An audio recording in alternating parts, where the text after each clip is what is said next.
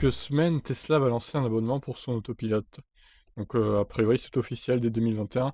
Tesla va proposer un nouveau moyen d'accéder aux fonctionnalités avancées liées à l'autopilote, un abonnement qui sera lancé en début d'année prochaine. L'année 2021 sera-t-elle celle de l'adoption massive pour les fonctionnalités de conduite avancée des Tesla? En tout cas, le constructeur est en train de s'armer pour faire de l'autopilote un vrai argument. Alors que la conduite presque autonome est testée sous la forme d'une bêta, Elon Musk annonce que Tesla lancera une formule par abonnement l'an prochain. Aujourd'hui, les fonctions basiques de l'autopilote sont proposées de série, maintien de la trajectoire, régulateur de vitesse intelligent. Mais il est possible d'ajouter 7500 € à la facture pour accéder à des aides plus poussées, amenées à évoluer et à tendre vers de la conduite 100% autonome.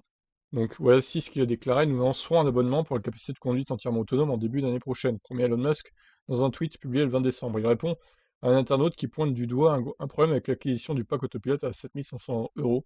Pourquoi dépenser une telle somme d'argent quand on loue sa voiture dans des formules de leasing? Ah, ça c'est sûr, oui. Surtout si on la rachète pas à la fin. Pour les concernés, une option mensuelle ou annuelle pourrait permettre de faire quelques économies si le montant total déboursé pendant la période de location est inférieur au prix du pack acquis normalement. Elle constitue également une opportunité pour tester les assistances pendant une durée plus courte, afin de voir si elles sont vraiment utiles et pertinentes. Aux yeux d'Elon Musk, il reste préférable d'acheter l'option plutôt que de la louer.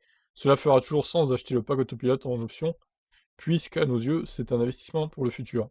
Et nous sommes confiants sur le fait que cet investissement sera rentable pour le conducteur. Pour moi, acheter le pack n'est pas quelque chose que les gens regretteront. Pour l'instant, en tout cas, surtout en France, en Europe, c'est un peu de l'argent foutu en l'air, mais bon. On rappelle d'ailleurs que Tesla ne cesse d'augmenter le prix de cette option intitulée capacité de conduite entièrement autonome, à mesure qu'elle s'améliore grâce à des mises à jour. En quelque sorte, elle constitue un pari sur l'avenir, sachant qu'elle a beaucoup évolué ces derniers mois, même si l'Europe a mis un frein. Pour le moment, on n'a pas d'idée du tarif que Tesla pratiquera selon les marchés. Peut-être y aura-t-il plusieurs formules. Cela fait déjà un petit moment que le constructeur travaille sur cet abonnement. Il y a 3 mois, un membre de Reddit partageait une image de l'application montrant le bouton Subscribe. A priori, il sera facile de s'abonner, espérons-le. Tout est aussi aisé de mettre fin à son engagement.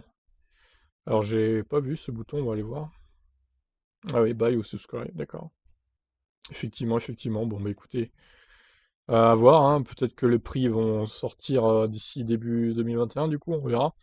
On verra s'il n'y a pas trop de retard non plus concernant le FSD, les avancées du FSD, on va dire. Mais effectivement, ça paraît être une bonne idée, ou au moins qu'il propose les deux, quoi. Soit de louer, soit d'acheter. Je pense que c'est ce qu'il va faire d'ailleurs. Il laissera le choix aux gens.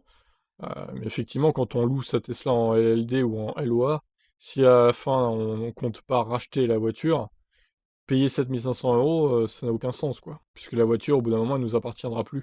Et elle servira pour quelqu'un d'autre. Donc, c'est une bonne idée. Je vous laisse donc commenter. Ciao.